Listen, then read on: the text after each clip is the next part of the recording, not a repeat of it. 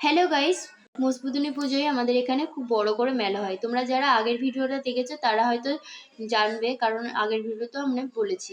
তো এখানে সবাই যাত্রা দেখতে এসেছি রাতের বেলায়, তাই ভাবলাম তোমাদের সাথে একটা মিনি ব্লগ শেয়ার করি। সকালবেলাতেও আমি শেয়ার করেছি একটা মিনি ব্লগ। তো এখানে দেখতে পাচ্ছ সবাই দাঁড়িয়ে আছে, আর এটা হচ্ছে আমার পুচকে বুনু, বুনু না বুনজি দিয়ে এখন সব দাঁড়িয়ে আছে। আর এ দেখো এই ঠাকুরটা কাল্লার রানীমা, মুসবুদিনী ঠাকুর, খুব জাগ্রত।